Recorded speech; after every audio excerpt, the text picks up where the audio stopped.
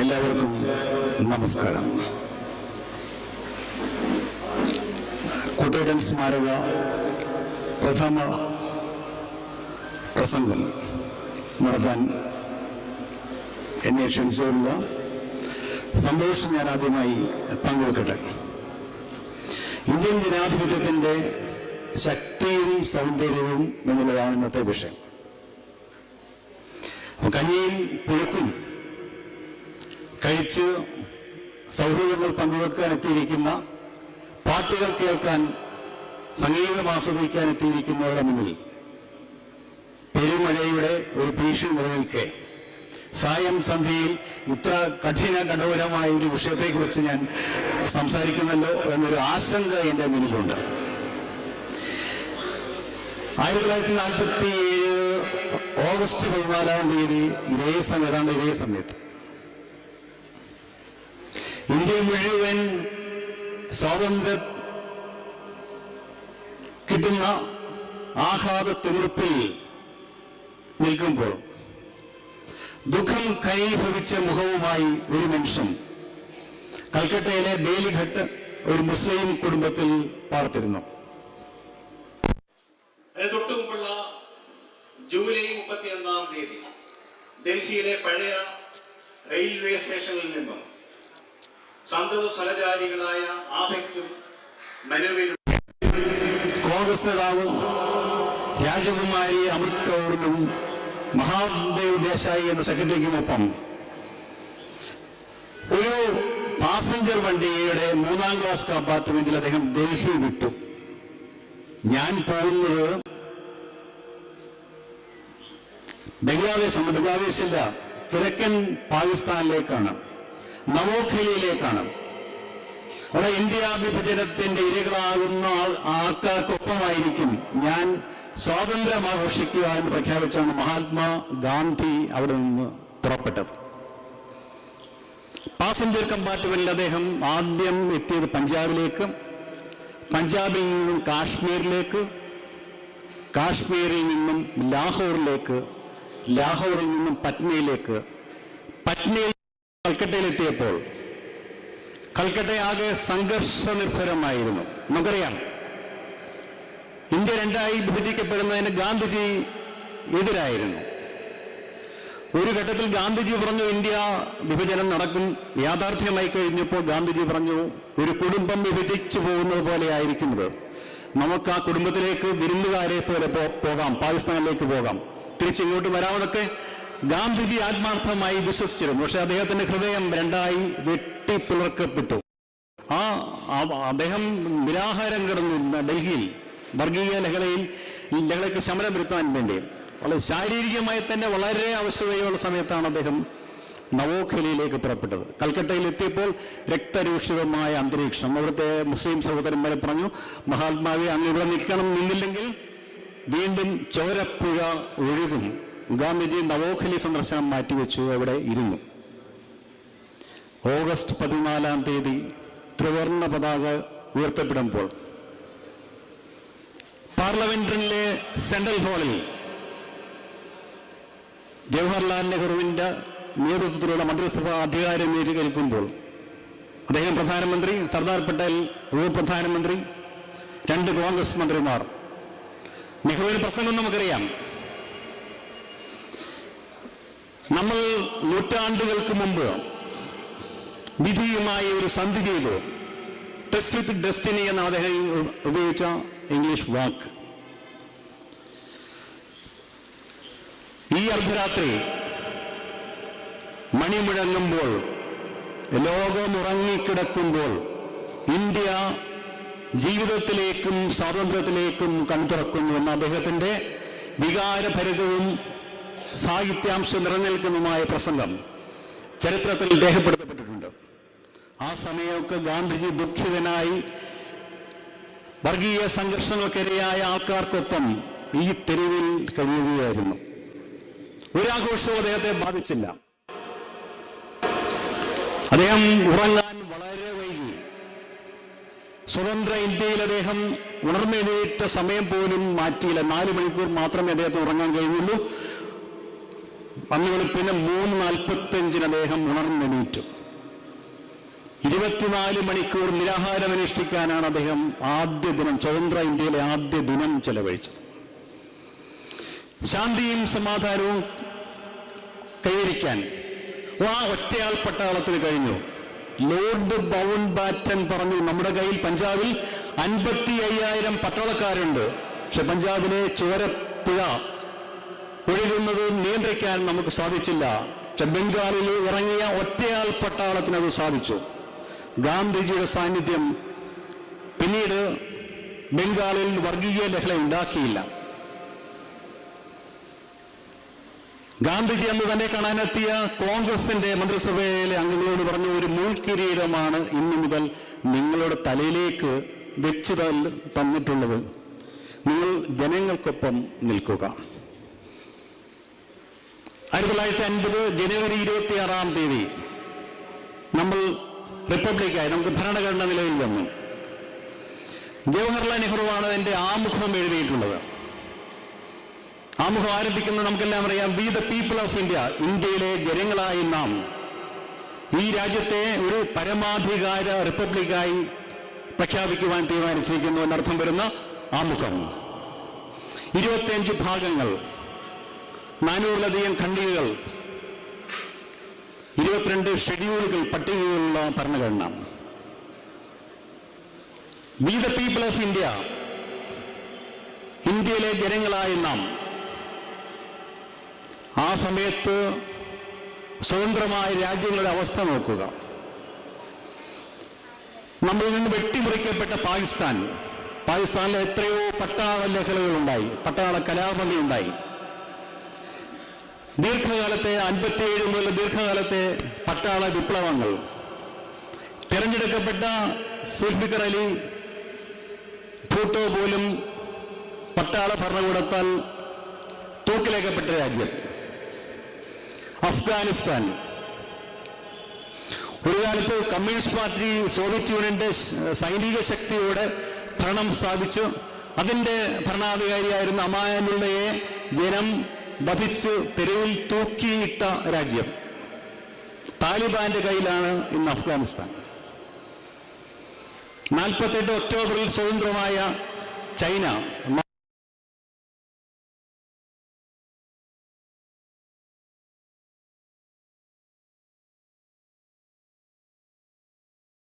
പേരെന്താണ്? People's republic എന്നാണ് പേര്.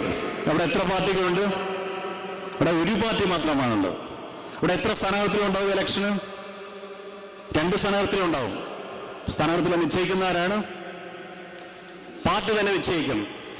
എ എന്ന സ്ഥാനാർത്ഥിക്ക് ബി എന്ന എതിർ സ്ഥാനാർത്ഥിയെ 2 പേരെയും പാർട്ടി നിശ്ചയിക്കും.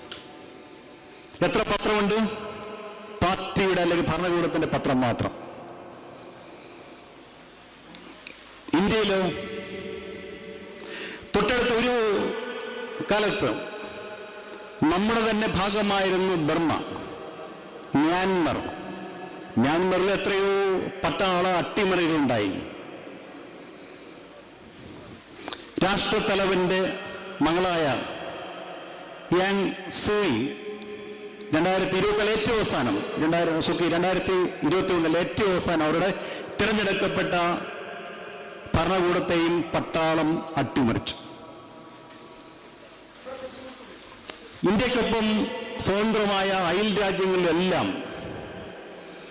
ജനാധിപത്യം കൊല ചെയ്യപ്പെട്ടു. ഏറ്റവും അവസാനം നമുക്കറിയാം ബംഗ്ലാദേശിൽ 71 കിഴക്കൻ പാകിസ്ഥാനിലേക്ക് ഇന്ത്യ പട്ടാളത്തെ അയച്ച് സ്വതന്ത്രമായി രൂപവൽക്കരിക്കപ്പെട്ട ഒരു പാകിസ്ഥാന്റെ ഭാഗമായ ഒരു രാജ്യമാണ് ബംഗ്ലാദേശ്. ഷെയ്ഖ് മുജീബ് റഹ്മാൻ രാഷ്ട്രത്തലവൻ ബംഗ്ലാദേശിന്റെ മഹാത്മാഗാന്ധി എന്നൊക്കെ പറയാവുന്ന രാഷ്ട്രത്തലവനെ കൊല ചെയ്ത രാജ്യമാണ് ബംഗ്ലാദേശ്. ബംഗ്ലാദേശിന്റെ ഭരണാധികാരിയായി പിന്നീട് വന്ന ഷെയ്ഖ് ഹസീന കഴിഞ്ഞ ആഴ്ചയാണ് ജനകീയ രോഷം ഭയന്ന് ഇന്ത്യയിൽ അഭയം പ്രാപിച്ചത്. ജനാധിപത്യം എവിടെയാണുള്ളത്? പാകിസ്ഥാൻ ഇസ്ലാമിക് റിപ്പബ്ലിക്കാണ്. അതൊരു ജനാധിപത്യ സംവിധാനമുള്ള രാഷ്ട്രമല്ല.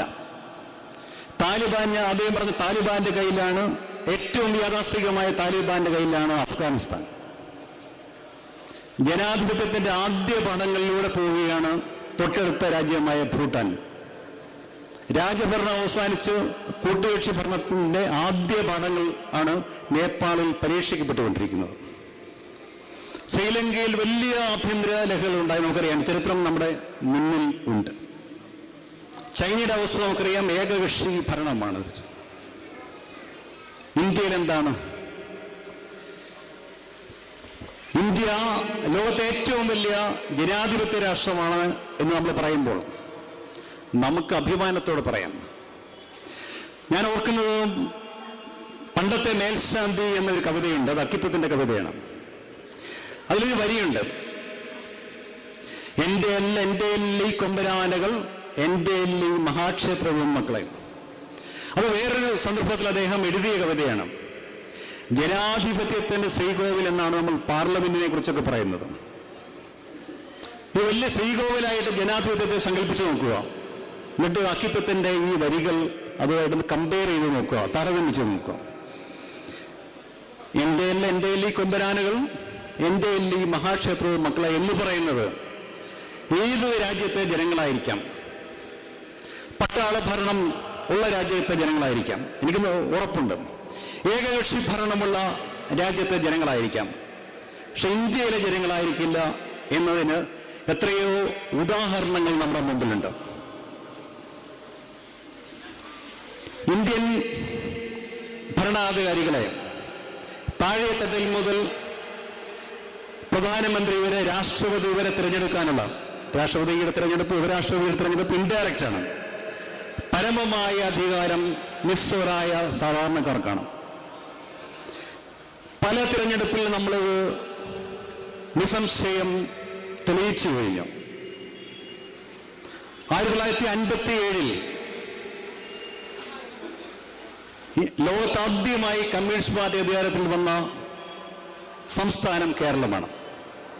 52 വർഷത്തിന് ശേഷം വിമോചന സമരത്തിൽ ആ സർക്കാരിനെ കേന്ദ്രം പിരിച്ചുവിട്ടു. അത് വേറൊരു ചരിത്രം. അത് ജനാധിപത്യത്തിന്റെ പുഴുക്കുത്തുകളുണ്ട്. ജനാധിപത്യം ഒരു സമയം തന്നെ ജനങ്ങളുടെ ആധിപത്യമാകുമ്പോഴും തിരഞ്ഞെടുക്കപ്പെടുന്ന ഭരണാധികാരികൾ മാറി ചിന്തിക്കുന്ന, വഴിമാറി നടക്കുന്ന ചരിത്രവും ജനാധിപത്യത്തിനുണ്ട്. അത് 59 EMS മന്ത്രിസഭയെ പിരിച്ചുവിട്ട ഒരു ഉദാഹരണമുണ്ട്.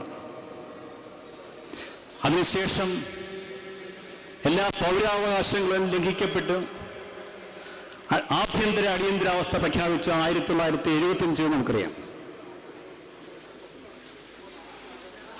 അതിനുശേഷം NT രാമറാവുവിന്റെ മന്ത്രിസഭയെ പിരിച്ചുവിട്ട ചരിത്രമാണ്. രാംലാൽ എന്ന ഗവർണർ, NTR ബഹുഭൂരിപക്ഷത്തോടെ അധികാരത്തിൽ വന്ന ആന്ധ്രാപ്രദേശിൽ അദ്ദേഹം ഹൃദയ ശസ്ത്രക്രിയക്കായി അമേരിക്കയിലേക്ക് പോയ സമയം നോക്കി. അദ്ദേഹത്തിന്റെ പാർട്ടിയിലുള്ള N. ഭാസ്കര റാവു എന്നൊരാൾ വന്നിട്ട് പറഞ്ഞു, എനിക്ക് ഭൂരിപക്ഷമുണ്ട്. രാംലാൽ അദ്ദേഹത്തെ മുഖ്യമന്ത്രിയായി അത് അവരോധിച്ചു. NTR തിരിച്ചു വന്നു. ഇന്ത്യൻ ജനാധിപത്യത്തിൽ ജനങ്ങളുടെ ശക്തി എന്താണ് എന്ന് തെളിയിക്കാൻ ഒരു ഉദാഹരണം നിങ്ങൾക്ക്, വളരെ ഗ്ലോറിയസ് ആയിട്ടുള്ള ഒരു ഉദാഹരണം നിങ്ങൾക്ക് ചൂണ്ടിക്കാണിക്കാൻ പറ്റുമെങ്കിൽ ആന്ധ്രയിൽ NTR നടത്തിയ രഥയാത്രയാണ്. ഹാർട്ട് ഡിസീസിന് ശസ്ത്രക്രിയയ്ക്ക് വേണ്ടി പോയി മടങ്ങി വന്നയാൾ 1 മാസം കഴിഞ്ഞിട്ട് രഥത്തിലേറി ആന്ധ്രയിലെ ഗ്രാമാന്തരങ്ങളിലൂടെ പോയി ജനങ്ങൾ അദ്ദേഹത്തെ രഥയാത്രയെ അനുഗമിച്ചു. ദേശീയ രാഷ്ട്രീയ കക്ഷികൾ മുഴുവൻ അദ്ദേഹത്തിന്റെ പിന്നിൽ അണിനിരന്നു. അവസാനം മന്ത്രിസഭയെ പിരിച്ചുവിട്ടു. ഭാസ്കർ റാവുവിന്റെ മന്ത്രിസഭയെ പിരിച്ചുവിട്ടു. ഗവർണറെ മാറ്റി.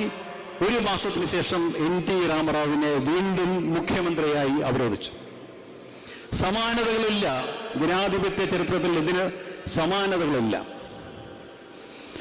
ജനങ്ങളുടെ പ്രക്ഷോഭം, ജനങ്ങളുടെ പിന്തുണ ഏത് ഏകാധിപത്യത്തെയും തൂത്തുറയും. 27 തിരഞ്ഞെടുപ്പ് എല്ലാ പൗരാവകാശങ്ങളും ലംഘിക്കപ്പെട്ടതാണ് അടിയന്തരാവസ്ഥ കാലം. നമുക്കറിയാം. എനിക്ക് നല്ല ഓർമ്മയുണ്ട്. ഞാനന്ന് 9ാം ക്ലാസ്സിലും 10ാം ക്ലാസ്സിലും ഒക്കെ പഠിക്കുന്ന സമയമാണ് 75, 76, 77. അപ്പോൾ സ്കൂൾ യുവജനോത്സവത്തിൽ അവതരിപ്പിക്കുന്ന നാടകത്തിന്, ഇവിടെയൊക്കെ ഇരിക്കുന്നവർക്കെല്ലാം അറിയാം, നാടകം അവതരിപ്പിക്കണമെങ്കിൽ അതിൻ്റെ രചന ആദ്യം സെൻസറിങ് ഓഫീസറുടെ കയ്യിൽ കാണിക്കണം. അദ്ദേഹം അത് വായിച്ചു നോക്കി മാത്രമേ അനുമതി കൊടുക്കുകയുള്ളൂ. ഇവിടെ പൗരാവകാശങ്ങൾ ലംഘിക്കപ്പെട്ടു കഴിഞ്ഞാൽ കോടതിയിൽ പോകാൻ പറ്റില്ല. അതെല്ലാം സസ്പെൻഡ് ചെയ്യപ്പെട്ട സമയം. അന്ന് അബു എബ്രഹാം കാർട്ടൂണിസ്റ്റ് വരച്ച സുപ്രസിദ്ധമായ കാർട്ടൂൺ നിങ്ങളുടെ ഓർമ്മയിലുണ്ടാവും. 1975 അടിയന്തരാവസ്ഥ പ്രഖ്യാപിക്കുമ്പോൾ അതിന് ക്യാബിനറ്റിന്റെ അനുമതി വാങ്ങിയിരുന്നില്ല. പ്രഖ്യാപനം കഴിഞ്ഞിട്ടാണ് ഇന്നത്തെ പ്രധാനമന്ത്രി അത് ക്യാബിനറ്റിന്റെ മുന്നിൽ വെക്കുന്നത്. ഓർഡിനൻസിൽ ഫക്രു ബിൻ അലി അഹമ്മദ് അന്നത്തെ രാഷ്ട്രപതി ഒപ്പുവെച്ചു. ഇതേക്കുറിച്ചാണ് അബു ഇബ്രഹാം, ഞങ്ങൾ മാവലിക്കക്കാരനാണ്, ഞങ്ങളുടെ അയൽനിവാസിയാണ്. യേശുദാസനും മാവലിക്കക്കാരനാണ്. ആദ്യത്തെ പൊളിറ്റിക്കൽ കാർട്ടൂണിസ്റ്റായ KS പിള്ളയും മാവലിക്കക്കാരനാണ്. ഞാൻ യേശുദാസനുമായും KS പിള്ളയുമായും സംസാരിച്ചിട്ടുണ്ട്. അപ്പം അബു ഇബ്രഹാമിന്റെ കാർട്ടൂൺ ഇതാണ്. ബാത്ത് ടബിൽ രാഷ്ട്രപതി കിടക്കുന്നു. അപ്പം ഓർഡിനൻസ് ഒപ്പിടിക്കാൻ കൊണ്ടുവന്ന ശേഷം എല്ലാ ഓർഡിനൻസും ഒപ്പിട്ട ശേഷം അദ്ദേഹം പറഞ്ഞു, if any more ordinance please ask them to wait. ഇനി ഓർഡിനൻസ് ഉണ്ടെങ്കിൽ കുറച്ചു നേരം കൂടി വെയിറ്റ് ചെയ്യാൻ പറയൂ എന്ന് ബാത്ത് ടബിൽ കിടന്ന് രാഷ്ട്രപതി പറയുന്ന പരിതാപകരമായ അവസ്ഥയെക്കുറിച്ച് അബു ഇബ്രഹാം എന്ന് കാർട്ടൂൺ വരച്ചു. പക്ഷെ എന്തുകൊണ്ട് 77 തിരഞ്ഞെടുപ്പ് നടത്താൻ ഇന്ദിരാഗാന്ധി ധൈര്യപ്പെട്ടു എന്നതിനെക്കുറിച്ച് കഥയുണ്ട്. അത് സത്യം പറഞ്ഞാൽ കേന്ദ്ര ഏജൻസികൾ ഏത് ചലനവും, ഒരു മുടി അനങ്ങുന്നത് പോലും പ്രധാനമന്ത്രിമാരുടെ കയ്യിലെത്തിക്കും എന്നാണ് വെപ്പ്. RK ധവാൻ, ഇന്ദിരാഗാന്ധിയുടെ സന്തത സഹചാരിയായിരുന്ന RK ധവാന്റെ ആത്മകഥയിൽ രേഖപ്പെടുത്തിയിട്ടുണ്ട്. അന്ന് കേന്ദ്ര ഇന്റലിജൻസ് ബ്യൂറോ കൊടുത്ത റിപ്പോർട്ട്, ഇപ്പോൾ തിരഞ്ഞെടുപ്പ് നടത്തിയാൽ 325 മേൽ സീറ്റുകൾ നേടി ജയിക്കും എന്ന് കേന്ദ്ര ഇന്റലിജൻസ് ബ്യൂറോ നൽകിയ ഉറപ്പിന്മേലാണ് 1977 തെരഞ്ഞെടുപ്പ് നടത്താൻ അന്നത്തെ പ്രധാനമന്ത്രി തീരുമാനിച്ചത്. ജനുവരിയിൽ അടിയന്തരാവസ്ഥ പിൻവലിക്കാതെ തെരഞ്ഞെടുപ്പിന് ഉത്തരവിട്ടു. തൊട്ടു പിന്നാലെ നമുക്കറിയാം ജഗജീവി അണ്ട്ര ഉൾപ്പെടെയുള്ള കോൺഗ്രസ് നേതാക്കൾ ചിലർ കോൺഗ്രസ് ഫോർ ഡെമോക്രസി ഉണ്ടാക്കി പുറത്തേക്ക് വരുന്നു. ജയപ്രകാശ് നാരായണന്റെ നേതൃത്വത്തിൽ പ്രതിപക്ഷ കക്ഷികൾ മുഴുവൻ ഒന്നിച്ച് ജനതാ പാർട്ടി എന്ന ലേബലിൽ മത്സരിക്കുന്നു. ബാക്കിയെല്ലാം ചരിത്രം. നിസ്വരായ,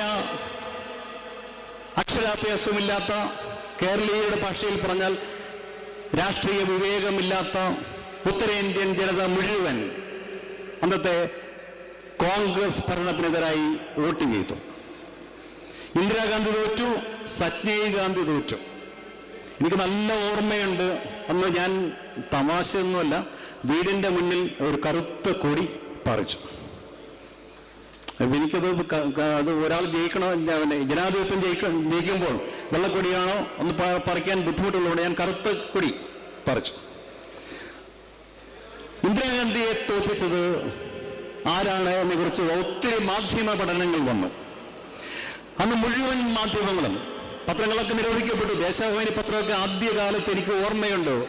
ആദ്യകാലങ്ങളിൽ എഡിറ്റോറിയൽ പോയി മുഖപ്രസംഗം എഴുതിയില്ല, മുഖപ്രസംഗ പേജ് വെറുതെ വിട്ടു. അപ്പോൾ മുഖപ്രസംഗ പേജിൻ്റെ അവിടെ ഒരു ബ്ലാങ്ക്, ഒരു കറുത്ത ചതുരപ്പെട്ടി, അതിലൊന്നുമില്ല. 2-3 ദിവസം അങ്ങനെ പോയപ്പോൾ സെൻസർ പറഞ്ഞു അതൊരു പ്രതിഷേധമാണ്, മുഖപ്രസംഗ പേജ് ബ്ലാങ്ക് ഇടാൻ പാടില്ല. അപ്പോൾ എന്ത് ചെയ്തു? ഗാന്ധിജിയുടെ ആത്മകഥയിലെ ചില ഭാഗങ്ങൾ ഉദ്ധരിച്ചു. ഏകാധിപത്യത്തിനെതിരായി ആത്മത്യാഗം ചെയ്യണം എന്നൊക്കെ പറയുന്ന വരികൾ ഉള്ള ഭാഗങ്ങൾ ഉദ്ധരിച്ചു. അപ്പോൾ അതും നിരോധിച്ചു.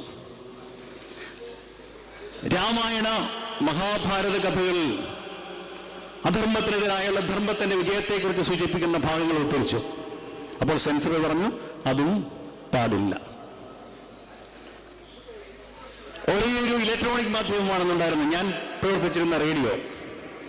നിങ്ങൾക്ക് ഓർമ്മയുണ്ടാകും, ആ സമയത്ത് ഏത് സമയം റേഡിയോ തുറന്നു കഴിഞ്ഞാലും 20-ന് പരിപാടി സർക്കാരിൻ്റെ പരിപാടിയാണ്, 5-ന് പരിപാടിയുണ്ട് സർക്കാരുമായി യാതൊരു ബന്ധവുമില്ലാത്ത സഞ്ജയ് ഗാന്ധി എന്ന ചെറുപ്പക്കാരൻ്റെ പരിപാടിയാണ്. 2 പരിപാടിയെക്കുറിച്ചും ഇങ്ങനെ റേഡിയോ 24 മണിക്കൂറും ശബ്ദിച്ചുകൊണ്ടിരിക്കും. മുഴുവൻ പത്രങ്ങൾ സെൻസർ ചെയ്യപ്പെട്ടു, സർക്കാരിനെതിരായിട്ടുള്ള വാർത്തകളൊന്നുമില്ല. ഇലക്ട്രോണിക് മാധ്യമമായ റേഡിയോ എപ്പോഴും സർക്കാരിൻ്റെ അവതാരങ്ങൾ വാഴ്ത്തിക്കൊണ്ടിരുന്നു. പക്ഷെ എന്തുകൊണ്ട് ഉത്തരേന്ത്യൻ ജനത അന്നത്തെ ഭരണകക്ഷിക്കെതിരായി വോട്ട് ചെയ്തു? അപ്പോഴാണ് BBC എന്നൊരു മാധ്യമത്തിൻ്റെ കാര്യം സജീവമായ ചർച്ചാ വിഷയമായത്.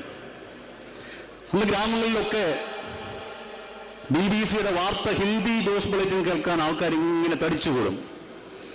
സത്യം സത്യമായി പറയും എന്ന് ചിലരൊക്കെ ഇപ്പോൾ അവകാശപ്പെടുന്നത് യഥാർത്ഥത്തിൽ സത്യമായി പറഞ്ഞത് അന്നത്തെ BBC ഹിന്ദി വാർത്താ ബുള്ളറ്റിൻ ആയിരുന്നു.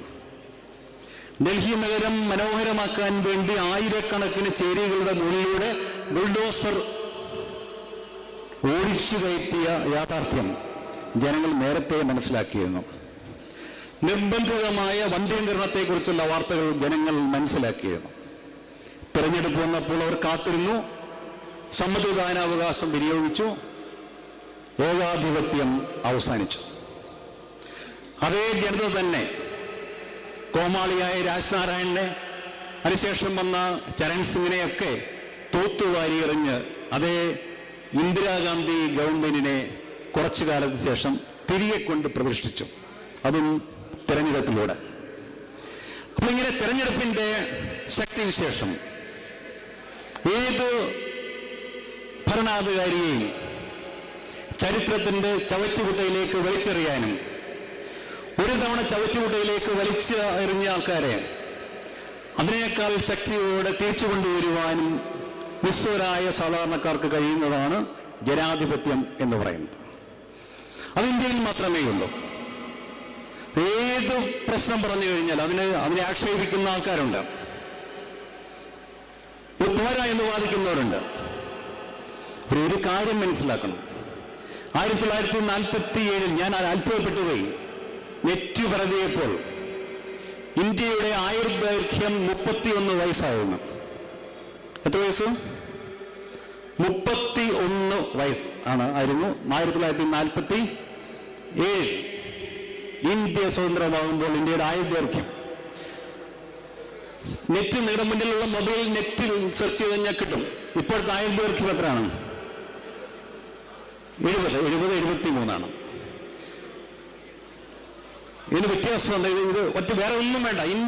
ഇന്ത്യൻ ജനാധിപത്യത്തിന്റെ മഹത്വം എന്ത് എന്ന് ചോദിച്ചു കഴിഞ്ഞാൽ എനിക്ക് പറയാനുള്ള ഒറ്റ വാക്കിലുള്ള ഉത്തരം, സ്വതന്ത്ര ഇന്ത്യയുടെ ആയുർദൈർഘ്യം ഇരട്ടിയിലധികമായി കഴിഞ്ഞ 75-76 വർഷം കൊണ്ട് കൂടി. ആയുർദൈർഘ്യം കൂടുന്നത് ചുമ്മാതല്ല. ജീവിതത്തിന്റെ സമസ്ത മേഖലകളിലും മാറ്റമുണ്ടാകാതെ ആയുർദൈർഘ്യം കൂടില്ല. കൂടുമോ? ഒരു കാരണവശാലുമില്ല. നമുക്കറിയാം, നമ്മളിപ്പം 1921 വെള്ളപ്പൊക്കത്തെ കുറിച്ച് പറഞ്ഞു. 1920 രാജ്യം മുഴുവൻ പൊട്ടിപ്പുറപ്പെട്ട, പല ഭാഗങ്ങളിൽ പൊട്ടിപ്പുറപ്പെട്ട പ്ലേഗ്, അതേപോലെയുള്ള മഹാമാരികളിൽ പുഴുക്കളെ പോലെ മനുഷ്യർ ചത്തുവീണ ഒരു കാലം ഇന്ത്യക്കുണ്ടായിരുന്നു. ബംഗാളിലെ പട്ടിണി, അത് പറഞ്ഞ കാരണം ബർമ്മ, ബ്രിട്ടീഷ് ഇന്ത്യയുടെ ഭാഗമായിരുന്ന ബർമ്മ ഇന്ത്യയിൽ നിന്ന് വിട്ടുപോയി. അന്ന് ഭക്ഷ്യധാന്യങ്ങൾ വന്നിരുന്നത്, നെല്ല് മുഖ്യമായിട്ടും വന്നിരുന്നത് ബർമ്മയിൽ നിന്നായിരുന്നു. അതിനുശേഷം 2 ലോകമഹായുദ്ധങ്ങളുണ്ട്. ആ സമയത്ത് മുഴുവൻ ബർമ്മയിൽ ഉത്പാദിപ്പിക്കുന്ന നെല്ല് മുഴുവനും പട്ടാൾക്കാർക്കായിപ്പോയി. കടുത്ത ഭക്ഷ്യക്ഷാമം ഉണ്ടായി. ബംഗാളിൽ അത് ഭീകരമായി ബാധിച്ചു. ലക്ഷക്കണക്കിന് ആൾക്കാർ മരിച്ചുപോയി. അന്ധവിശ്വാസങ്ങൾ, ഭീകരമായ അന്ധവിശ്വാസങ്ങൾ നടമാടിയിരുന്ന കാലം. നമുക്ക് തന്നെ അറിയാം, അച്ചുകുത്തിനൊക്കെ പണ്ട് പ്രതിരോധ മരുന്ന് എടുക്കാൻ വേണ്ടി സ്കൂളിൽ വരുമ്പോൾ സ്കൂളിൽ നിന്ന് ഒളിച്ചോടിപ്പോയ ആൾക്കാർ നമ്മുടെ മുന്നിലുണ്ട്. നമ്മളൊക്കെ പോയിട്ടുണ്ട്, നാട്ടിൽ നിന്ന് ഒളിച്ചോടി പോയിട്ടുണ്ട്. അച്ചുകുത്ത് എന്ന് പറയുന്നത് വലിയ പ്രശ്നമാണ്. കാര്യം അത് അന്ധവിശ്വാസത്തിന്റെ ഭാഗമാണ്. അപ്പൊ ആരോഗ്യ മേഖലയിലും ഭക്ഷ്യസുരക്ഷാ മേഖലയിലും പുരോഗതിയുടെ വലിയ ലക്ഷണങ്ങൾ കണ്ടതാണ് നമ്മുടെ മുന്നോട്ടുള്ള പ്രയാണത്തിൽ പ്രധാനപ്പെട്ട പങ്ക് വഹിച്ചിട്ടുള്ള എല്ലാ വികസന പദ്ധതികളും ജീവിത നിലവാരം ഉയർത്താൻ സഹായിച്ചിട്ടുണ്ട്. തൊട്ടയൽ രാജ്യങ്ങളിലൊന്നും ഇതല്ല സ്ഥിതി. ദാരിദ്ര്യം ഒക്കെ കൊടുകുത്തി വളർന്നു. ഇന്ത്യ അതൊന്നും മുന്നോട്ട് പോയിട്ടില്ല. ഇന്ത്യ അക്കാര്യത്തിലൊക്കെ ദാരിദ്ര്യത്തിന്റെ കാര്യത്തിൽ മുന്നോട്ട് പോയിട്ടില്ല. ദാരിദ്ര്യത്തിന്റെ കാര്യത്തിൽ പിന്നോട്ടാണ് പോയിട്ടുള്ളത്. അപ്പൊ ഇന്ത്യ അങ്ങനെ എത്തിയിട്ടുള്ള പുരോഗതിയാണ് ഒരുപക്ഷെ ഒന്നാം ലോക രാജ്യമായ അമേരിക്കയ്ക്കൊപ്പം, കേരളത്തിന്റെ ആയുർദൈർഘ്യമൊക്കെ അമേരിക്കയ്ക്ക് ഒപ്പം തന്നെ എത്തിയിട്ടുണ്ട്. സ്ത്രീകൾക്കാണ് കേരളത്തിലെ ആയുർദൈർഘ്യം കൂടുതലുണ്ട്. സ്ത്രീകൾക്കാണ് ആയുർദൈർഘ്യം കൂടുതലുള്ളത്. പക്ഷെ രണ്ട് കാര്യങ്ങൾ പ്രത്യേകം ശ്രദ്ധിക്കാനുണ്ട്. ഇത്രയൊക്കെ പറയുമ്പോഴും ഞാൻ പോസിറ്റീവായിട്ടുള്ള കാര്യങ്ങളാണ് പറഞ്ഞത്. പട്ടാള അട്ടിമറികളിൽ ഇന്ത്യ വീണില്ല. എല്ലാ തലത്തിലും ജനങ്ങളുടെ ആധിപത്യം നിലനിൽക്കുന്നുണ്ട്. അപ്പോഴും ഇന്ത്യയുടെ ചില സൂചികകൾ നൽകുന്ന സൂചനകൾ ഒട്ടും ആശാവഹമല്ല. റിപ്പോർട്ടേഴ്സ് വിത്തൗട്ട് ബോർഡേഴ്സ് എന്നൊരു സംഘടനയുണ്ട്. പത്രസ്വാതന്ത്ര്യത്തെക്കുറിച്ചുള്ള കണക്കുകൾ എല്ലാ വർഷവും അവർ പുറത്തുവിടുന്നു. ഞാൻ ഈ പത്രസ്വാതന്ത്ര്യത്തെക്കുറിച്ച് പറയാനൊരു കാരണമുണ്ട്. ജനാധിപത്യത്തിന് 4 തൂണുകളുണ്ട്. നമ്മളെല്ലാം പഠിച്ചിട്ടുണ്ട്. എന്താണ്? ഒന്ന് നിയമനിർമ്മാണ സഭയാണ്, പാർലമെന്റ് വരെയുള്ള നിയമനിർമ്മാണ സഭ. പിന്നെ ഉദ്യോഗസ്ഥന്മാർ അടങ്ങുന്ന ഭരണ സംവിധാനം. പിന്നീട് വക്കീലൊക്കെ ഇവിടെ ജുഡീഷ്യറിയാണ്, നീതിന്യായ സംവിധാനങ്ങൾ. 4മതൊരെണ്ണമുണ്ട്. അതാണ് ഫോർത്ത് എസ്റ്റേറ്റ് എന്ന് പറയുന്ന മാധ്യമങ്ങളാണ്. കഴിഞ്ഞ കുറേ കാലങ്ങളായി മാധ്യമ സ്വാതന്ത്ര്യത്തിന്റെ കാര്യത്തിൽ ഇന്ത്യ പരിതാപകരമായി പിന്നിലേക്ക് പോകുന്നു. ഒരു കണക്കനുസരിച്ച് 180 രാജ്യങ്ങളിൽ 2023 കണക്കനുസരിച്ച് ഇന്ത്യയുടെ സ്ഥാനം 159.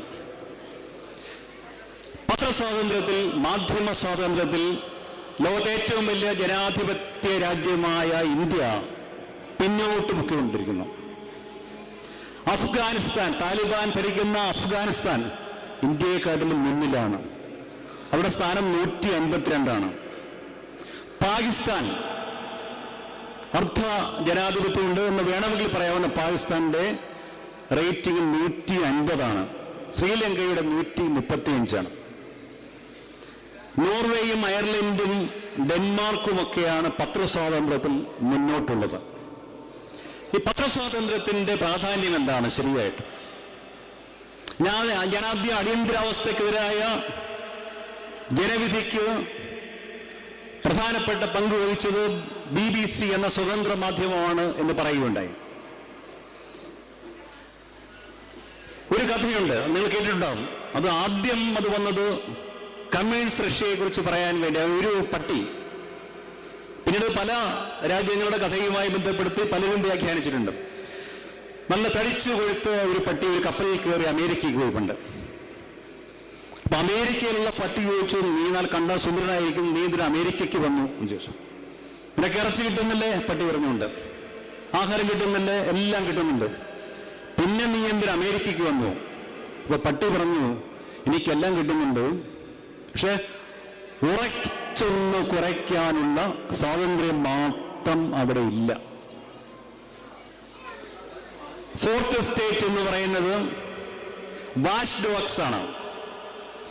ജനാധിപത്യത്തിന് എവിടെയൊക്കെ പുഴുക്കുത്തുണ്ടോ അവിടെയെല്ലാം ഇവിടെ ഒരു കുഴപ്പമുണ്ട് എന്ന് പറഞ്ഞ് കുറച്ചുകൊണ്ട് അധികാരികളുടെ, ജനങ്ങളുടെ ശ്രദ്ധ ആകർഷിക്കുന്നതാണ് മാധ്യമങ്ങളുടെ പ്രാഥമിക ചുമതല. അങ്ങനെയുള്ള മാധ്യമങ്ങളുടെ ശബ്ദം ഇല്ലാതാക്കാൻ, മൂടിക്കെട്ടാനുള്ള ശ്രമങ്ങൾ ഇന്ത്യയിൽ ധാരാളമായി വരുന്നു. ഗോഡി മീഡിയ എന്നൊരു വാക്ക് തന്നെ നിങ്ങളുടെ മനസ്സിൽ വന്നിട്ടുണ്ടാവും. ഗോഡി മീഡിയ എന്ന് പറയുന്നത് ഒരു പ്രത്യേകതരം മാധ്യമങ്ങളാണ്. ഒരു ജനകീയ പ്രശ്നത്തെക്കുറിച്ചൊന്നും സംസാരിക്കില്ല. പി സായിനാഥ് എന്ന ഹിന്ദുവിന്റെ റൂറൽ അഫയേഴ്സ് എഡിറ്ററായിരുന്ന മഹാനായ മാധ്യമ പ്രവർത്തകനെ കുറിച്ച്, അദ്ദേഹത്തെ കുറിച്ച് പറയുന്ന അദ്ദേഹം നഗ്നപാത ജേർണലിസ്റ്റ് എന്നാണ്. ഹിന്ദു വിട്ടു. ഇനി ഗവൺമെന്റ് ഹിന്ദുവിലുണ്ടാകുന്ന സമയത്താണ് Hyderabad is not Hyderabad, it is Cyberabad of India എന്ന് മലയാള മനോരമ ഉൾപ്പെടെയുള്ള മാധ്യമങ്ങൾ കൊട്ടിഘോഷിച്ച ഒരു സമയമുണ്ടായിരുന്നു. ആരും ഇന്ത്യയിൽ ആദ്യമായി സാമ്പത്തിക ഉദാരവൽക്കരണത്തിന്റെ സൗകര്യം ഉപയോഗപ്പെടുത്തി അന്താരാഷ്ട്ര IT കമ്പനികളെയൊക്കെ അന്നത്തെ മുഖ്യമന്ത്രിയായിരുന്ന ചന്ദ്രബാബു നായിഡു ആന്ധ്രയിലേക്ക് ക്ഷണിച്ചു. ഇതാണ് ഇന്ത്യയുടെ വികസന മാതൃക എന്ന് പറഞ്ഞുകൊണ്ട് അന്ന് മലയാള മനോരമ ഒരു വികസന സെമിനാറിൽ ചന്ദ്രബാബു നായിഡുവിനെ ഹൈദരാബാദിൽ താൻ നടപ്പാക്കിയ പുരോഗമനപരമായ നടപടി, ഇന്ന് വിശേഷിപ്പിക്കപ്പെടുന്ന നടപടിയെക്കുറിച്ച് സംസാരിക്കാൻ വേണ്ടി കേരളത്തിലേക്ക് വിളിച്ചു. ഈ സമയത്ത് ഒരു പ്രാദേശിക പത്രത്തിൽ വന്ന ഒരു വാർത്ത പിന്തുടർന്ന് സൈക്കിൾ ചവിട്ടിയും ഓട്ടോറിക്ഷയിൽ കയറിയും കഴുതപ്പുറത്ത് കയറിയും പി സായിനാഥ് ആന്ധ്രയിലെ കരീംനഗർ പോലെയുള്ള ചില ജില്ലകൾ സന്ദർശിച്ചു. വാർത്ത ഇതായിരുന്നു: ഈ ജില്ലകളിൽ ഗ്രാമപ്രദേശങ്ങളിൽ പാമ്പ് കടിയേറ്റുള്ള മരണങ്ങൾ കൂടുന്നു. ഗ്രാമപ്രദേശങ്ങളിൽ പാമ്പ് കടിച്ച് ധാരാളം ആൾക്കാർ മരിക്കുന്നു. ഇദ്ദേഹം ഇങ്ങനെ ഗ്രാമാന്തരങ്ങളിലൂടെ സഞ്ചരിച്ചു. അപ്പോൾ സാമ്പത്തിക ഉദാരവൽക്കരണത്തിന്റെ ഭാഗമായി ആന്ധ്രാപ്രദേശ് വൈദ്യുതി ബോർഡ് അന്നത്തെ സർക്കാർ പ്രോഫിറ്റ് മേക്കിംഗ് കമ്പനികളായി വിഭജിച്ചു. പ്രോഫിറ്റ് മേക്കിംഗ് കമ്പനികൾ, ലാഭമുണ്ടാക്കുന്ന വൈദ്യുതി കമ്പനികളായി KCB പോലെയുള്ള ആന്ധ്രയിലെ സ്ഥാപനങ്ങൾ വിഭജിച്ചു. ടാർഗറ്റ് എന്താണ്? ലാഭം ഉണ്ടാക്കുക. വിഭജിക്കപ്പെട്ട കമ്പനികൾ എന്ത് ചെയ്തു? കർഷകർക്ക് കൊടുത്തിരുന്ന സബ്സിഡികൾ പതുക്കെ പിൻവലിക്കാൻ ആരംഭിച്ചു. സൗജന്യ വൈദ്യുതി അല്ലെങ്കിൽ സൗജന്യ നിരക്കിലുള്ള വൈദ്യുതി നൽകുന്ന സമയം വെട്ടിച്ചുരുക്കി. വെളുപ്പിന് 3 മണി മുതൽ 5 മണി വരെയാക്കി ചുരുക്കി. അപ്പോൾ വലിയ കാർഷിക മേഖലയാണ്. വെള്ളം പമ്പ് ചെയ്യണമെങ്കിൽ ഈ വൈദ്യുതി വരുന്ന സമയത്ത് പോയി ഇവിടെ കിലോമീറ്ററുകൾ കണക്ക് വിസ്തൃതിയുള്ള പാടത്തിന്റെ നടുവിലുള്ള പമ്പ് ഹൗസിൽ പോയി സ്വിച്ച് ഓൺ ചെയ്യണം. എപ്പോഴേ? രാവിലെ 3 മണി മുതൽ 5 മണി വരെയുള്ള കൊച്ചു വെളുപ്പാൻ കാലത്ത്. ഒരു ടോർച്ച് ലൈറ്റും അല്ലെങ്കിൽ വിളക്കോ ചിമ്മിനി വിളക്കോ ഒക്കെ കത്തിച്ചിട്ട് ഇങ്ങനെ നടക്കുമ്പോഴാണ് വരമ്പത്ത് ആരംഭിക്കുന്നത്. വരമ്പത്ത് പാമ്പ് ആ സമയത്താണ് ഇര പിടിക്കാൻ ഇറങ്ങുന്നത്. പരമ്പ് നിറയെ പാമ്പുകൾ. എന്ത് സംഭവിക്കും? പാമ്പ് സ്വാഭാവികമായിട്ട് അതിനെ ചവിട്ടിയാൽ കടിക്കും. പാമ്പ് കടി ഏറ്റവരെ കൊണ്ട് ആ രാത്രി കാളവണ്ടിയിലോ ഓട്ടോറിക്ഷയിലോ കിട്ടുന്ന കൊണ്ട് തൊട്ടടുത്ത ആശുപത്രിയിൽ പോകും, സർക്കാർ ആശുപത്രിയിൽ പോകുമ്പോഴാണ് സാമ്പത്തിക ഉദാരവൽക്കരണത്തിന്റെ ഭാഗമായി ജീവൻ രക്ഷാ മരുന്നുകൾ സൗജന്യമായി നൽകുന്ന മരുന്നുകൾ ആന്ധ്രയിലെ സർക്കാർ ആശുപത്രികളിൽ തീരെ ഇല്ല എന്നുള്ള നഗ്നസത്യം അവരറിയുന്നത്. ഇവിടുത്തെ കൂടെ അല്ല, 10-100 കിലോമീറ്റർ അകലെയുള്ള ജില്ലാ ആശുപത്രിയിലേക്ക് പോകും, അല്ലെങ്കിൽ വ്യാജ ഡോക്ടർമാരുണ്ട്, അവരുടെ അടുത്തേക്ക് പോകും. ആ പോക്കിനിടയിൽ ആൾക്കാർ മരിക്കും. അങ്ങനെയാണ് ആന്ധ്രയിലെ പാമ്പുകടി മരണങ്ങൾ കൂടുന്നത് എന്ന് അദ്ദേഹം കണ്ടെത്തി. അദ്ദേഹം കൺക്ലൂഡ് ചെയ്യുന്നത് ഇങ്ങനെയാണ്: ഓഫ് റെപ്റ്റൈൽസ് ആൻഡ് റിഫോംസ് എന്നാണ് അദ്ദേഹം എഴുതിയ ഈ ലേഖനത്തിന്റെ പേര്. ഞാൻ ജേർണലിസം ക്ലാസ്സുകളിൽ എല്ലാ വിദ്യാർത്ഥികളോടും പറയാറുള്ള ഈ മാധ്യമ പ്രവർത്തകർ എന്ത് ചെയ്യണം എന്ന് നിർവചനങ്ങൾ പഠിച്ചിട്ട് കാര്യമില്ല. ഈ ലേഖനത്തിന്റെ ഒരു കോപ്പി ഫ്രെയിം ചെയ്ത് നിങ്ങൾ വർക്ക് ചെയ്യാൻ പോകുന്ന സ്ഥാപനത്തിന്റെ മുന്നിൽ, ടേബിളിന്റെ മുന്നിൽ നിങ്ങൾ വെക്കണം എന്ന് ഞാൻ പറയുകയുണ്ടായി. ഒരു ദുരന്തത്തിന്റെ ഇരയാകുന്നവർ വൈദ്യുതി ലാഭകരമായി ബിസിനസ്സാക്കണമെന്ന നയത്തിന്റെ ഭാഗമായി ഈ സൗജന്യ വൈദ്യുതി കൊടുക്കുന്ന സമയം വെട്ടിച്ചുരുക്കും. പാമ്പ് കടിക്കുന്നു. രണ്ടാമത്തെ ഇരയാകുന്നു ഈ ഇരകൾ. 2 പ്രാവശ്യം അവർ ഇരകളാക്കപ്പെടുന്നു. പാമ്പ് കടിക്കുന്നവരെ ചെല്ലുമ്പോൾ ജീവൻ രക്ഷാ ഔഷധങ്ങൾ, സർക്കാർ സബ്സിഡി കൊടുത്ത് നൽകുന്ന വൈദ്യസഹായങ്ങൾ നിർത്തലാക്കുന്നു. കർഷക സമരത്തെക്കുറിച്ച് നിങ്ങൾ കേട്ടിട്ടുണ്ടാവും. കർഷകർ എന്തിനു വേണ്ടിയാണ് സമരം ചെയ്തത്? കർഷക 2021-22 കർഷക സമരം ലോക ചരിത്രത്തിലെ ഒരു സംഭവമാണ്. 5 ലക്ഷത്തിലധികം കർഷകരാണ് പഞ്ചാബിൽ നിന്നും ഹരിയയിൽ നിന്നും ഉത്തർപ്രദേശിൽ നിന്നുമുള്ള കർഷകരാണ് ഡൽഹിയിലേക്ക് മാർച്ച് ചെയ്യാൻ ശ്രമിച്ചത്. അവരെ അതിർത്തികളിൽ തടഞ്ഞു വെച്ചു. ഇപ്പോഴും അതിൻ്റെ 2ാം ഘട്ടത്തിൽ പുറപ്പെട്ട സായിനാഥ് പറയുന്ന സമയം 20 വർഷം മുന്നേ ആയിരുന്നു. ഇപ്പോൾ അന്ന് അച്ചടി മാധ്യമങ്ങളായിരുന്നു, ഇപ്പോൾ ഇന്റർനെറ്റാണ്. കഴിഞ്ഞ 10 വർഷത്തിനകം 803 തവണയാണ് രാജ്യത്തിൻ്റെ പല ഭാഗങ്ങളിലും സർക്കാർ ആവശ്യപ്പെട്ട് ഇന്റർനെറ്റ് സേവനങ്ങൾ നിർത്തലാക്കിയത്. ഇന്റർനെറ്റ് നമുക്കറിയാം, രാവിലെ കേരളത്തിൽ നമ്മൾ പറയാറുള്ള തമാശയല്ല, മിൽമയുടെ പരസ്യമുണ്ട്. പിന്നെ മിൽമയാണ് നമ്മൾ കണികണ്ടുവരുന്ന നന്മ. ഇപ്പം നമ്മൾ ചോദിച്ചു കഴിഞ്ഞാൽ നിങ്ങൾ ഉണരുന്ന നന്മ ഏതെന്ന് ചോദിച്ചു കഴിഞ്ഞാൽ നമ്മൾ പറയുന്ന ഉത്തരം എന്താണ്? നമ്മൾ എല്ലാവരും കണികണ്ടുണരുന്ന നന്മയാണ് മൊബൈൽ ഫോൺ. അപ്പം ഇന്റർനെറ്റ് സേവനം ലഭ്യമല്ലെങ്കിൽ മൊബൈൽ ഫോൺ കിട്ടത്തില്ല. മൊബൈൽ ഫോൺ ഇല്ലെങ്കിൽ ജീവിതമേ ഇല്ല എന്ന് നമ്മൾ എന്നേ തീരുമാനിച്ചവരാണ് നമ്മളെല്ലാവരും. 806 തവണയാണ് ഇന്ത്യയിൽ മൊബൈൽ ഫോൺ സേവനം അടക്കമുള്ള ഇന്റർനെറ്റ് അധിഷ്ഠിതമായ സംവിധാനങ്ങൾ സർക്കാരിൻ്റെ ഉത്തരവനുസരിച്ച് നിർത്തലാക്കിയത്. ഏറ്റവും കൂടുതൽ പ്രാവശ്യം നിർത്തലാക്കിയത് കർഷക സമരത്തിന്റെ കാലത്താണ്. 103 അക്കൗണ്ടുകൾ, ട്വിറ്റർ അക്കൗണ്ടുകൾ ഉൾപ്പെടെയുള്ള ഒത്തിരി സോഷ്യൽ മീഡിയ അക്കൗണ്ടുകൾ സർക്കാർ ബ്ലോക്ക് ചെയ്തു. എന്തിനു വേണ്ടിയാണ്? കുറയ്ക്കാതിരിക്കാൻ, സർക്കാരിനെതിരെ, ഭരണാധികാരികൾക്കെതിരെ ശബ്ദിക്കാതിരിക്കാൻ, മാധ്യമങ്ങളുടെ വായ് മൂടിക്കെട്ടുവാൻ വേണ്ടി കടുത്ത നടപടികൾ ഇന്ത്യയിലുണ്ടായി.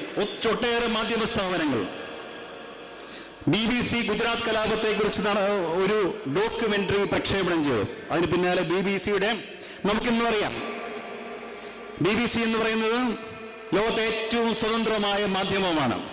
സർക്കാരിൻ്റെ പങ്കാളിത്തമുള്ള ഒരു സ്ഥാപനത്തിൻ്റെയോ പരസ്യം പോലും ഇന്നും BBC സ്വീകരിക്കില്ല.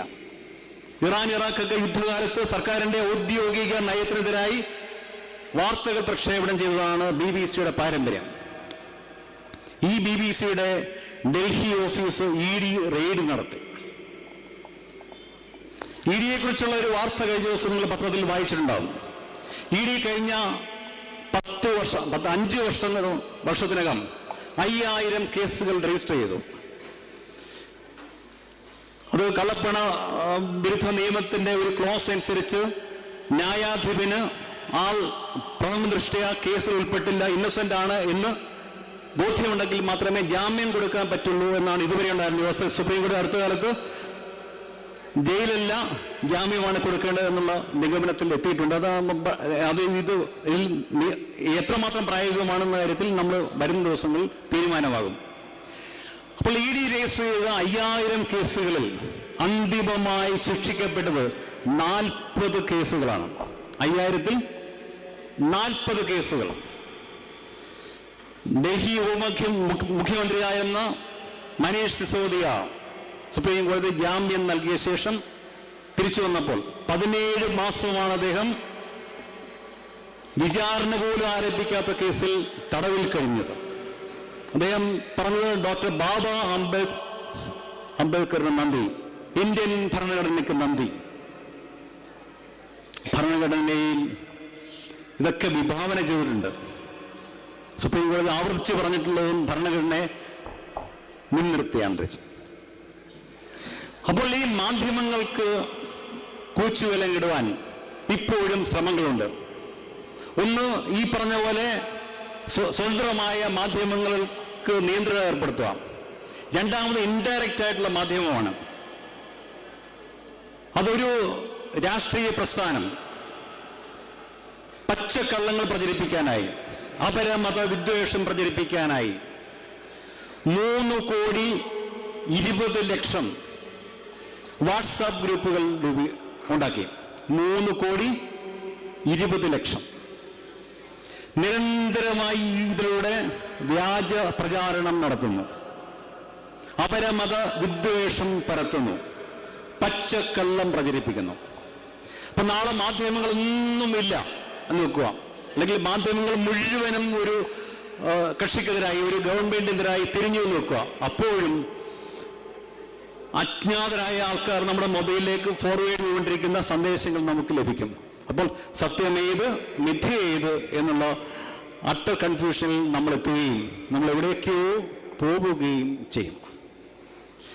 അതുകൊണ്ടാണ് റിപ്പോർട്ടേഴ്സ് വിത്തൗട്ട് ബോർഡേഴ്സ് എന്ന അന്താരാഷ്ട്ര സംഘടന ഇന്ത്യയിൽ മാധ്യമ സ്വാതന്ത്ര്യം അപകടത്തിലാണ്, അഫ്ഗാനിസ്ഥാനെക്കാട്ടിലും പാകിസ്ഥാനെക്കാട്ടിലും ഒക്കെ ഇന്ത്യ മാധ്യമ സ്വാതന്ത്ര്യത്തിൽ പിന്നിലാണ് എന്ന് പറഞ്ഞത്.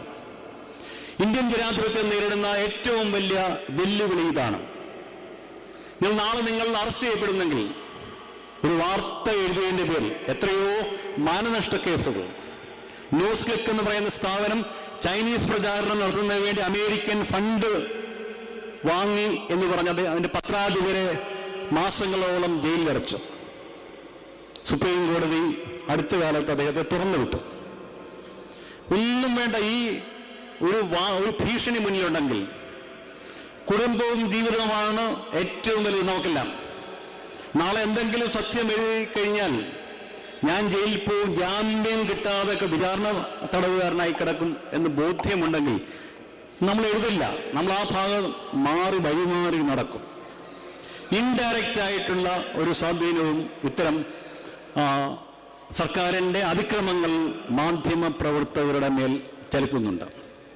അപ്പൊ ഇന്ത്യൻ ജനാധിപത്യം നേരിടുന്ന ഏറ്റവും വലിയ ഭീഷണികളിലൊന്ന് ഇതാണ്.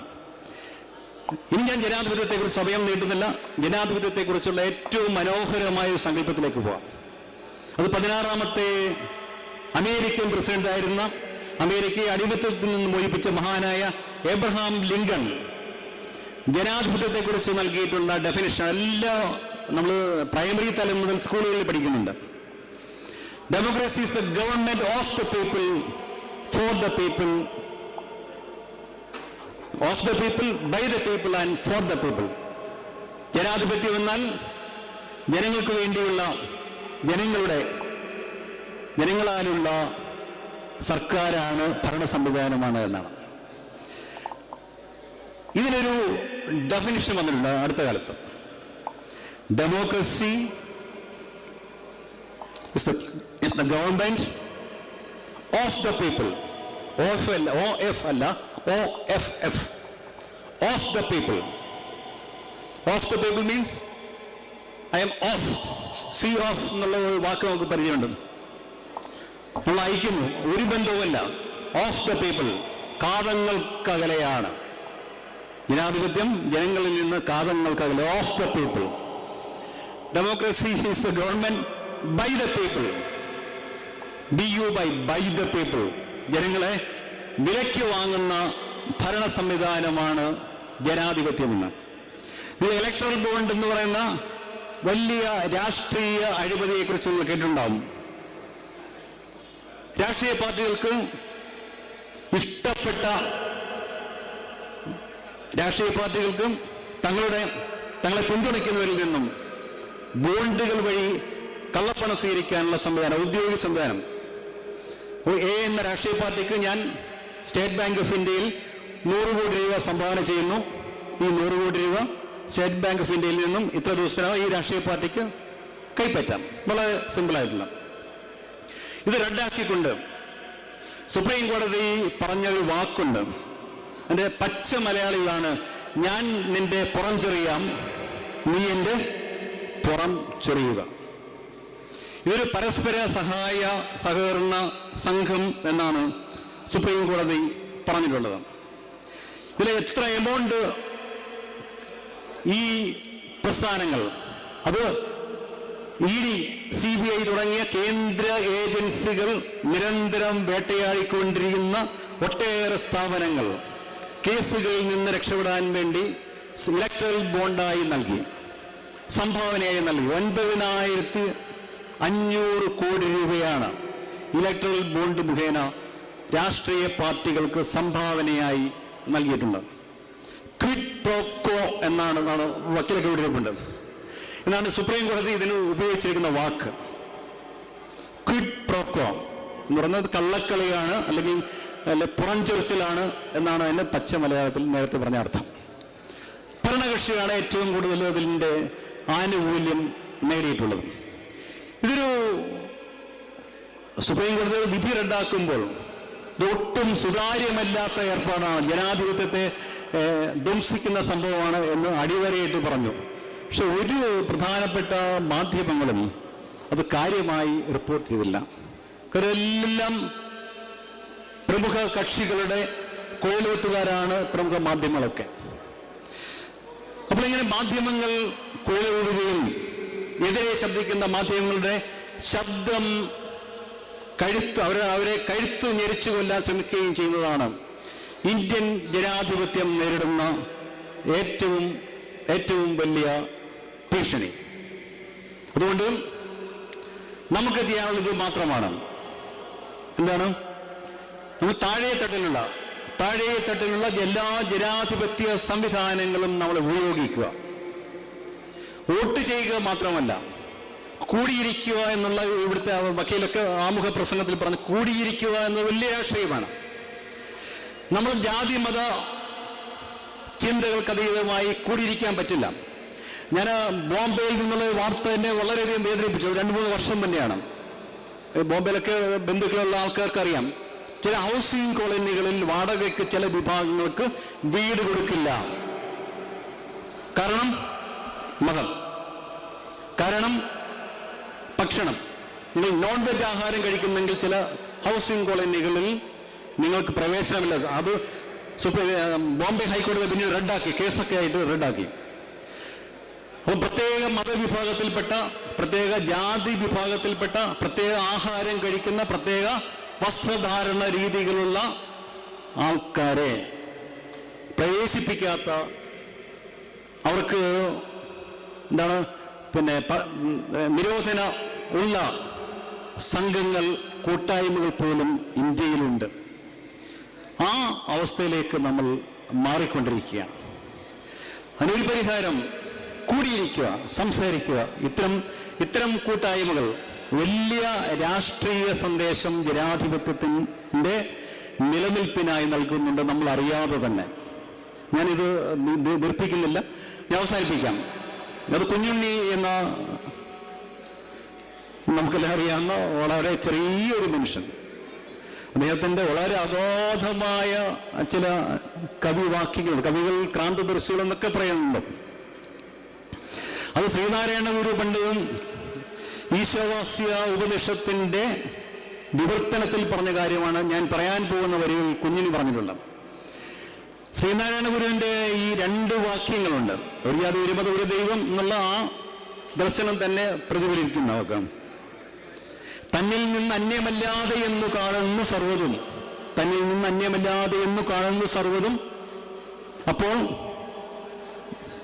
തന്നിൽ നിന്ന് അന്യമല്ലാതെ എന്ന് കാണുന്നു സർവ്വതും. അപ്പോൾ ഒരു ലൈൻ ദിവസമേത് ഏകാത്മദൃക്കിന്.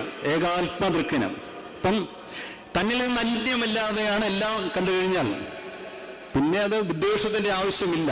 എല്ലാം നമ്മുടെ ആൾക്കാർ, നമ്മുടെ സ്വന്തം ആൾക്കാർ. ഏകാത്മദൃക്ക് എന്നാണ് അദ്ദേഹം ഉപയോഗിച്ച വാക്കാക്കുന്നത്. ഏകാത്മദൃക്ക്. വ്യത്യസ്ത ജാതിയുള്ള, വ്യത്യസ്ത മതങ്ങളുള്ള, വ്യത്യസ്ത നിറങ്ങളുള്ള, വ്യത്യസ്ത ആഹാര രീതികളുള്ള ആൾക്കാരെല്ലാം ഏകാത്മദൃക്ക് ആയിട്ട് നമ്മുടെ തന്നെ ആൾക്കാരായിട്ട്, അപരനല്ല, അത് നിങ്ങൾ തന്നെയാണ്, നിങ്ങളുടെ ആത്മാവാണ്, നിങ്ങളുടെ കൂട്ടത്തിൽപ്പെട്ട മനുഷ്യാത്മാക്കളാണ്. ദുരന്തങ്ങൾ വരുമ്പോൾ, മഹാമാരികൾ വരുമ്പോൾ മാത്രമല്ല, അതിന് അപ്പുറവും യാഥാർത്ഥ്യങ്ങളുടെ മുന്നിൽ നമ്മൾ പകച്ചിരിക്കാതെ ഇരിക്കുന്ന സമയത്ത് പോലും അങ്ങനെ തന്നെയാണ് ഇരിക്കേണ്ടത്.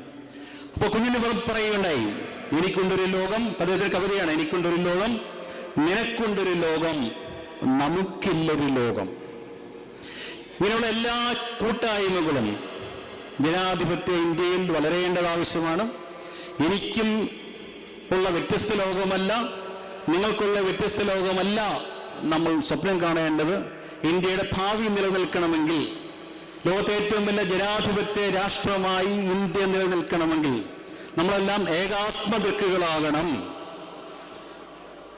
നമുക്ക് ഒന്നായി ഒരു ലോകം ഉണ്ടാക്കണം. രാഗദ്വേഷങ്ങളുടെ ഗാന്ധിജി പറഞ്ഞിട്ടുള്ള ഗാന്ധിജിയുടെ രാമരാജ്യം എന്ന് പറഞ്ഞ് രാഗദ്വേഷങ്ങളില്ലാത്ത ഭരണ സംവിധാനമാണ് അദ്ദേഹം രാമരാജ്യം എന്നുകൊണ്ട് ഉദ്ദേശിക്കുന്നത്. എല്ലാവരും സമന്മാരാണ്. രാഗം ഇതെന്റെ പാർട്ടി, എന്റെ ജാതി, എന്റെ മതം എന്നുള്ള രാഗം. ഇതെന്റെ രാജ്യമല്ല, അല്ല എന്റെ മതമല്ല, എന്റെ ജാതിയല്ല, എന്റെ കുടുംബക്കാരല്ല, എന്റെ രാഷ്ട്രീയ പാർട്ടിക്കാരല്ല എന്നുള്ള ദ്വേഷമില്ലാത്ത, രാഗദ്വേഷങ്ങളില്ലാത്ത ഭരണം. അതാണ് ജനാധിപത്യത്തിന്റെ നിലനിൽപ്പിനുള്ള അടിസ്ഥാന മന്ത്രം. അപ്പോൾ നമുക്കെല്ലാവർക്കും കൂടി നമ്മുടെ ഇന്ത്യ ഒരു രാഷ്ട്രമായി, ജനാധിപത്യ രാഷ്ട്രമായി നിലനിൽക്കണം. അതിനുവേണ്ടിയുള്ള കൂട്ടായ്മകൾക്ക് മുന്നോട്ട് ഇറങ്ങണം. അതിനുള്ള ഒരു അവസരമായിരിക്കട്ടെ ഇതുപോലുള്ള സംഗമവേദികൾ എന്ന് പറഞ്ഞുകൊണ്ട് ഞാൻ അവസാനിപ്പിക്കുന്നു. എല്ലാവർക്കും നന്ദി, നമസ്കാരം.